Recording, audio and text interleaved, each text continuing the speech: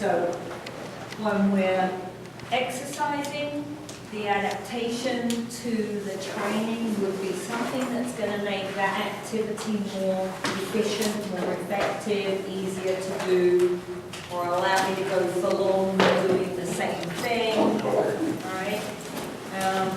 So as with system 1, when we're looking at glycolysis, then if I had more of the enzymes necessary for each step in glycolysis, or more substrate, in this case carbohydrate, then we would hopefully see more efficient and greater production of ATP. Also in glycolysis we're starting to make some acids, so we're producing hydrogens, and we also see some lactic acid even though it moves out of the muscle tissue very quickly. So lactic acid doesn't play a big role in the increase in acidity, but it's still hanging around. So if I can counteract that acidity, that maybe would also help me make more ATP, right? And if I've got more ATP coming from this particular system, then a performance that depended upon this system should improve. That's the kind of logical process. So far in the literature, what do we see? When we're looking at the enzymes and the changes in the enzymes, then we see particularly these three, glycogen phosphorylase, phosphofructokinase, and lactate dehydrogenase. There's research that indicates that we see greater amounts of those available, and their activity levels increase. So they facilitate the production of ATP more quickly. Right? Some have more impact than others. So this one, PFK, is really the only enzyme that you need to recognize when we're looking at glycolysis. So there's an enzyme at every single step. This one really is the only one that you would have to be able to put your finger on, because PFK is the rate limiter for glycolysis. All right? If PFK is in short supply, glycolysis grinds to a halt. All right? So PFK is the most important one for this particular system.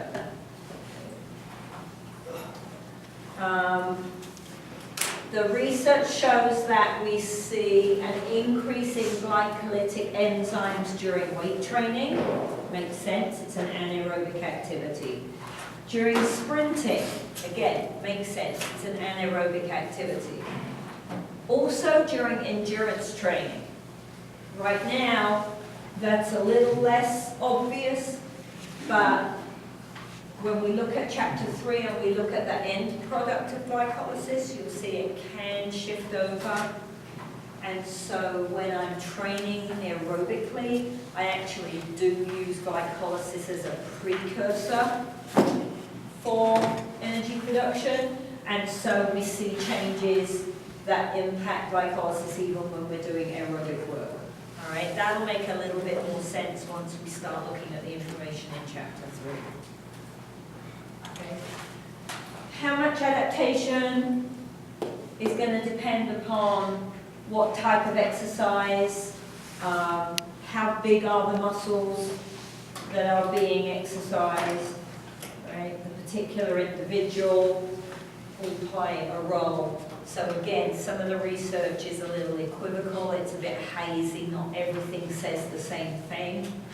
It's one of those, we've just got so much to learn about this kind of information. Right? When we're looking at adaptation, we're looking at real world now. What is actually happening with a human when we put them through a training program? It's quite difficult to measure that, and they use different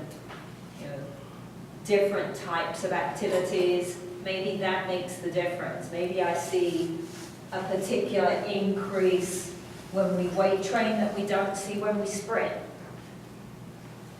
Right? So Maybe we see it in men and we don't see it in women. The problem is that the research is, they don't have the same foundation that they build the research study on. Everybody kind of does their own thing.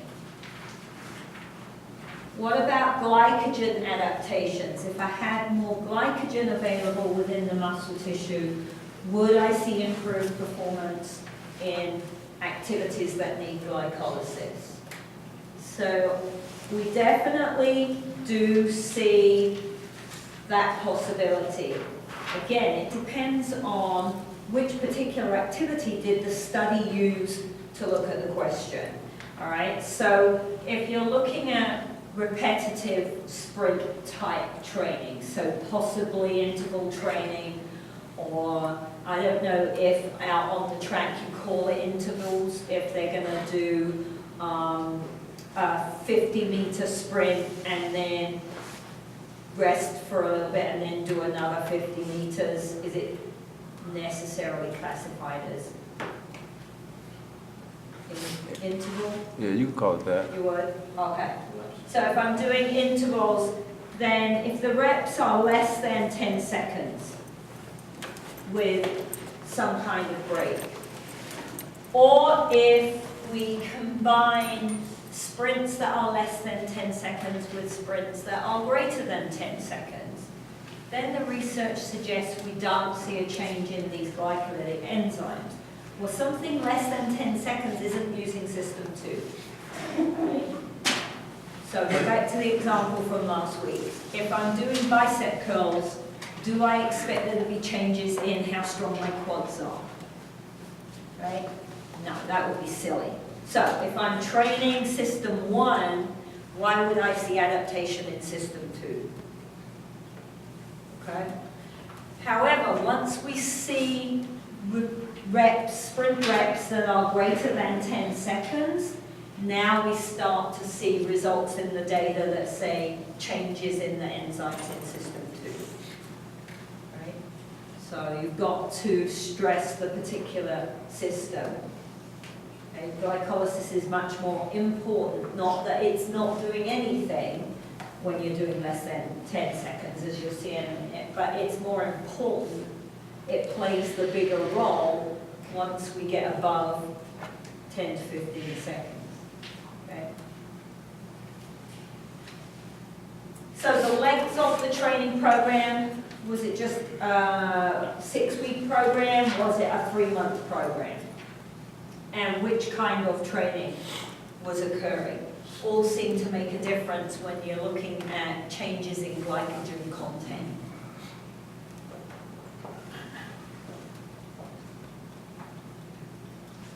Okay, now the buffering is specific to this system, all right? Because I don't see any acid production with ATP-PC, or at least not a lot, because it's getting used to rejig the ATP straight away, all right? System 3, we don't see hydrogen floating around. So in system 2, we've got this hydrogen, possibly that's not getting picked up by the NAD bus if we're working really hard. And the hydrogen is acidic, so what I need is the ability to tolerate acid for a little bit longer. Okay? That's what we're looking for, though. The enzymes don't like it when it's acidic. So can I create an environment where it gets acidic a little more slowly, and I'm able to tolerate that for a little bit longer, even if it's a tiny period of time. So when I was in chemistry a very long time ago in school, if it was the opposite of an acid, it was called an alkaline. I don't know that they use the term alkaline over here. They use a base, right? So a different terminology, possibly depending on where the textbook was printed that you're looking at that time, right? But it's the other end of the spectrum from an acid, and if I compile that into the cell, it kind of balances out, buffers, right?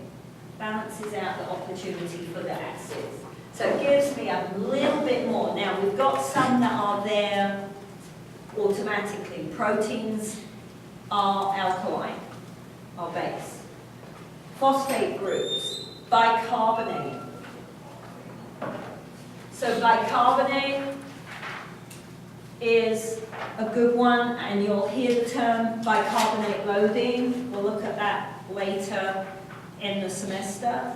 People who use glycolysis as their major energy source, as their major supplier for ATP, often will look at the possibility of bicarb loading.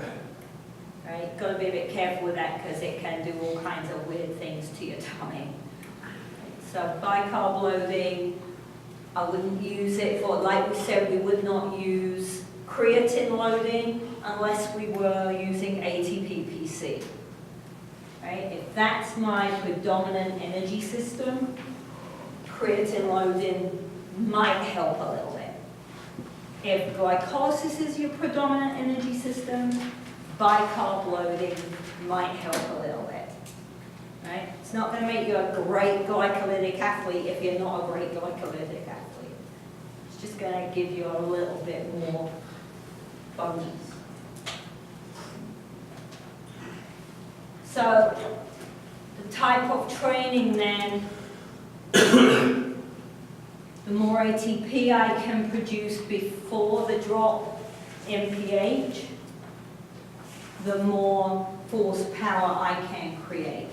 So there's some endurance training seems to have a little bit of an impact just because we're still using glycolysis, mainly sprint training to increase buffer capabilities. Okay. So the adaptation, it always is going to be positive. So if you understand the system, you wouldn't need to spend a lot of time learning the adaptations, because the adaptations would be obvious given what the system does and how it works. That makes sense? Okay. So try as best as possible to really understand what's going on in that system, and the adaptations are logical then.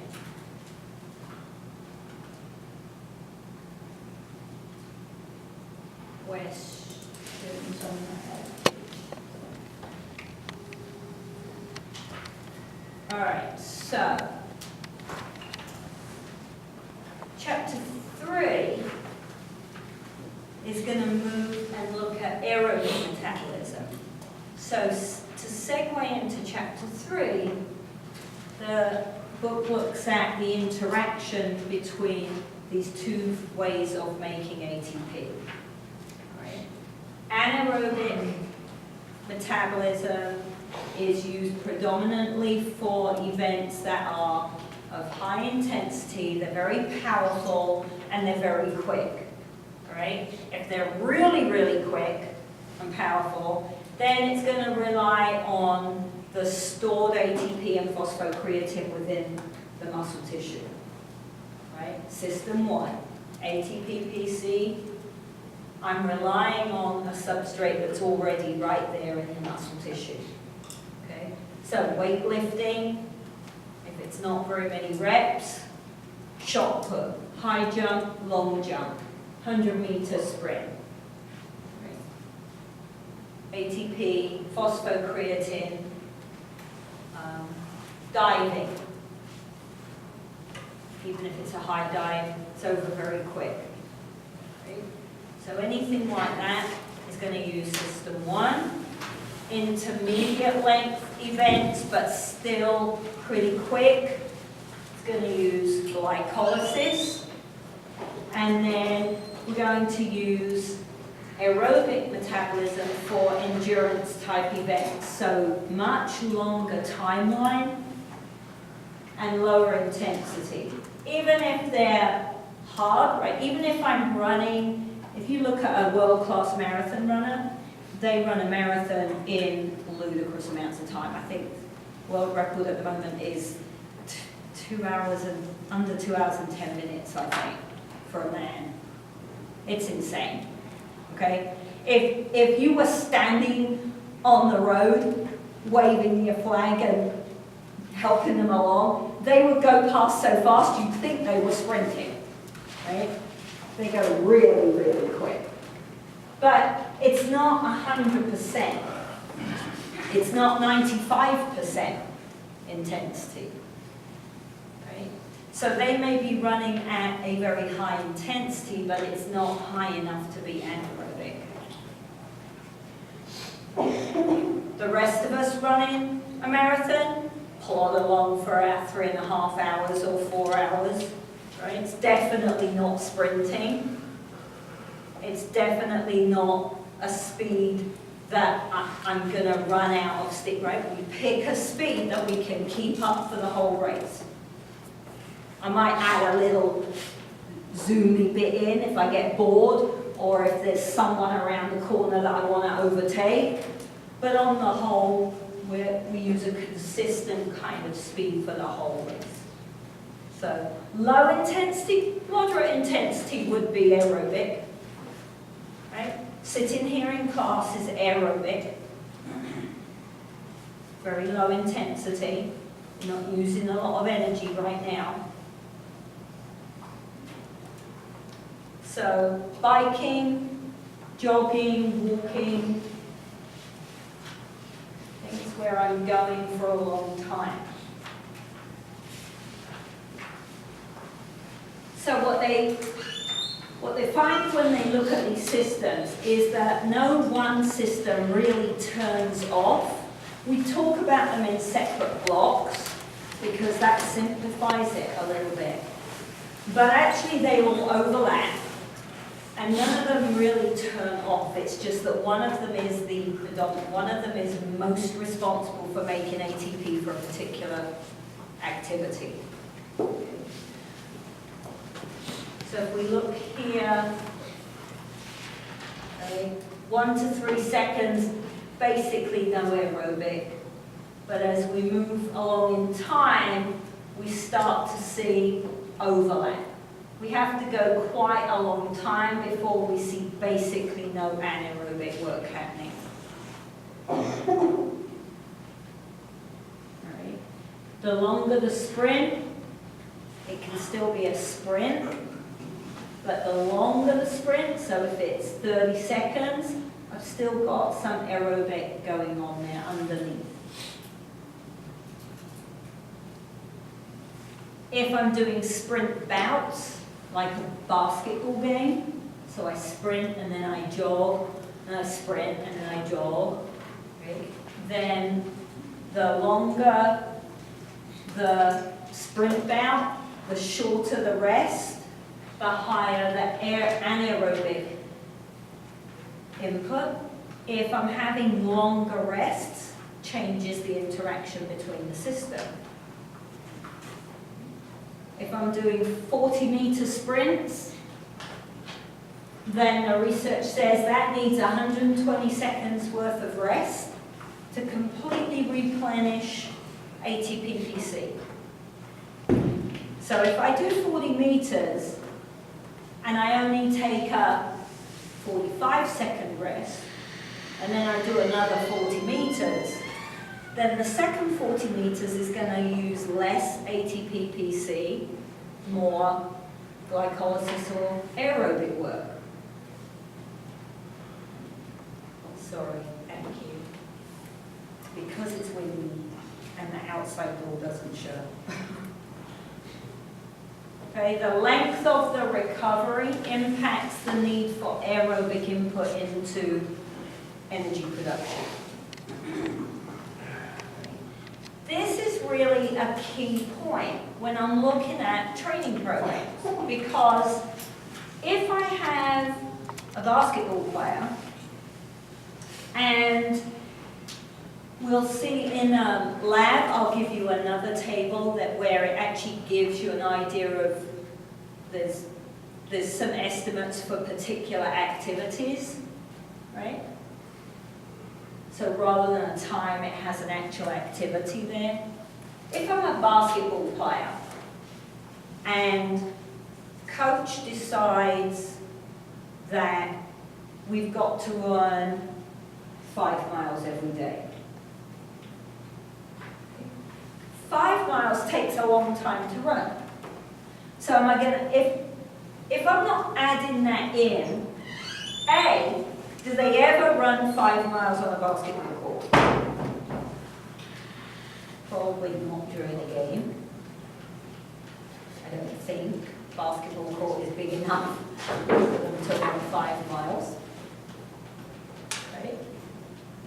Even if they do they run it all at one go? Isn't there at half time, halfway through the game? Right? So they don't run 5 miles without stopping in a basketball game. So why would I run 5 miles in training? Is it a relevant use of our time in training to do something that doesn't directly relate to the game? Okay, probably not. So specificity of training becomes really important when we're looking at these energy systems. We want to know what the split is. So if it's 80-20, 20% of my training should be aerobic, and 80% of my training should be anaerobic. Right? If it's 50-50, then I split my training program equally. So if I can get an estimate for what the split is, what's the balance between aerobic and anaerobic metabolism initially, right? And then can I make the appropriate adjustment in the training program to match that division? Okay, specificity. I want to use my training to the best point I can. I don't want to spend time doing something that's not relevant. If I'm saying 80% is anaerobic, then you might, depending on what your event is, you might have to start saying, well, how much of that anaerobic is ATP-PC and how much of it is glycolysis, or is none of it glycolysis? Can I pinpoint what the energy system is and organize training effectively? Bit different when we look at football, because football is an anaerobic game. Playing football does not last 3 minutes. Tell me if I'm wrong, Mama. Right? Plays in football are short and sharp, and they keep walking off the flipping field and changing over anyway. So, right?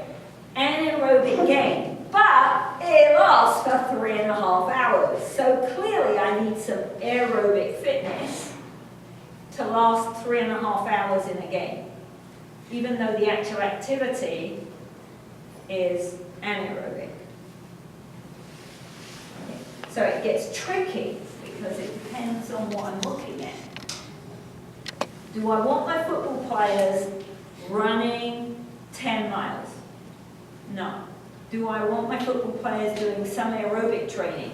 Absolutely yes, because the fitter they are, the better the fourth quarter will be. Because during the rest, during the recovery, I need that anaerobic fitness to rebuild ATP and PC and remove hydrogen and lactate and all the other bad guys.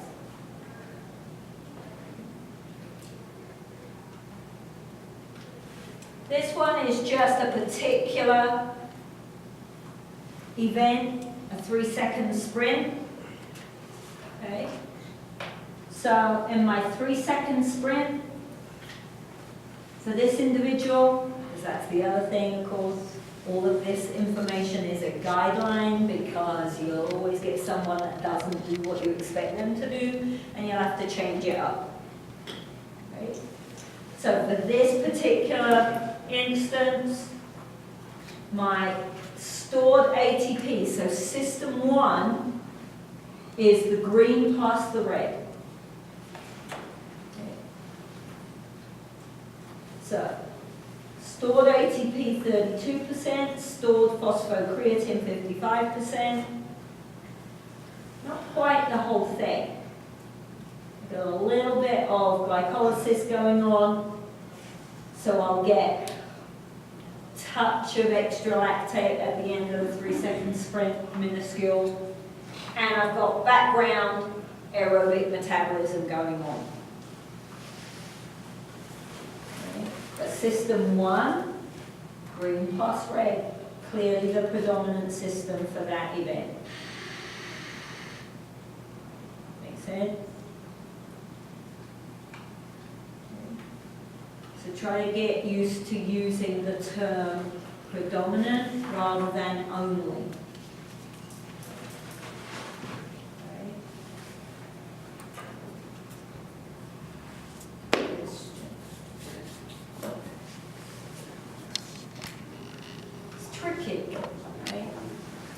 Complicated. It's what makes it fun, because it's challenging to try to get it right.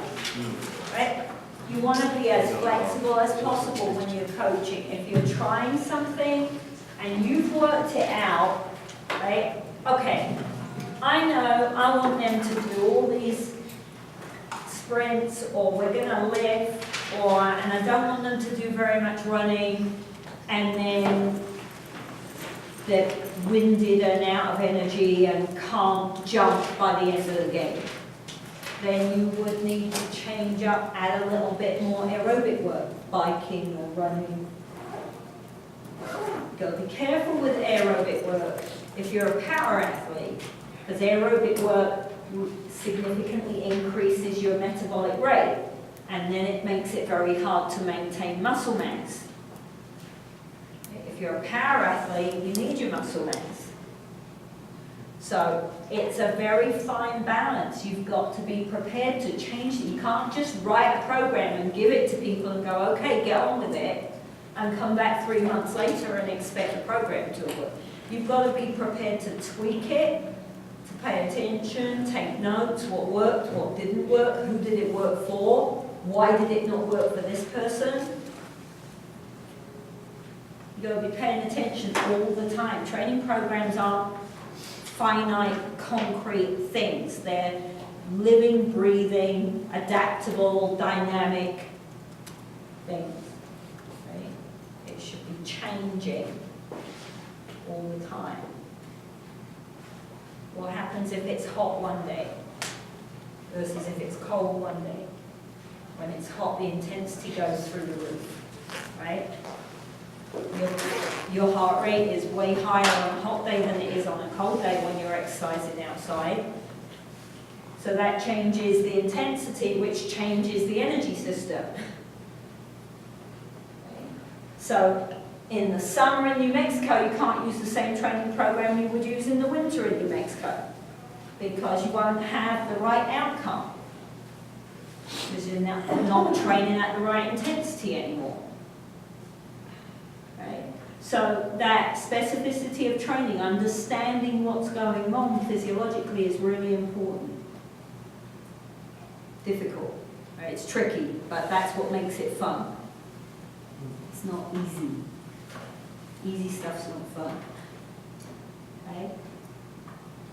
All right, so what day is today? Monday. Wednesday we'll start chapter 4. Chapter 4. Chapter 3.